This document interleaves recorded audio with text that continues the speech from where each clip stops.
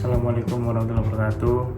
Perkenalkan, nama saya Muhammad Fadil Azizi, NIM 24050272423 dari kelas Bahasa Indonesia 106.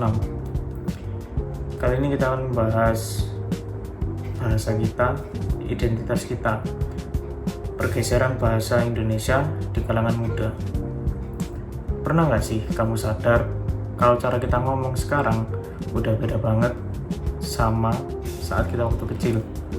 Kalimat kayak bestie, vibes, literally udah kedengeran biasa aja di telinga kita.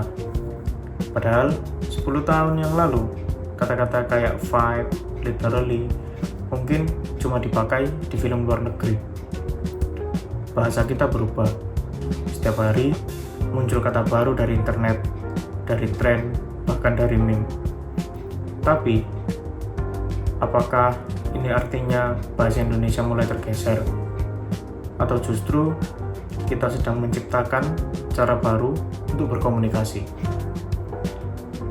Menurut survei kecil di beberapa kampus dan media sosial, sekitar 70% anak muda masih menggunakan bahasa Indonesia. Tapi 30% lebih sering memakai bahasa campuran antara bahasa Indonesia, bahasa daerah, atau bahasa asing. Contohnya, like, it's fine, nanti aku share ya, biar vibes-nya dapet, campur aduk, tapi tetap bisa dipahami sama semua orang. Kenapa bisa begini? Karena bahasa itu hidup, ia tumbuh, berkembang, dan menyesuaikan zaman. Internet, budaya populer, dan globalisasi bikin bahasa campuran terasa lebih dekat dan ekspresif. Mulai dari caption Instagram, komentar YouTube, sampai ucapan sehari-hari, semua ikut membentuk pola bicara kita. Bahasa gaul sebenarnya bukanlah hal yang buruk. Ia menunjukkan identitas generasi dan jadi bentuk ekspresi diri yang unik. Dengan bahasa gaul, komunikasi jadi lebih santai, lebih nyambung, dan terasa kekinian. Tapi di sisi lain, ada tantangan juga. Semakin sering kita pakai bahasa campuran, kemampuan kita berbahasa Indonesia yang baik dan benar bisa menurun. Contohnya, saat kita harus bikin surat lamaran kerja, artikel ilmiah, atau pidato resmi. Banyak yang tiba-tiba bingung, kata bakunya apa ya? Mana yang benar? Di mana dengan spasi atau di mana tanpa spasi? Bukan karena malas, tapi karena kita jarang melatihnya. Padahal kemampuan berbahasa formal itu penting banget loh, terutama ke dunia kerja dan akademik nanti.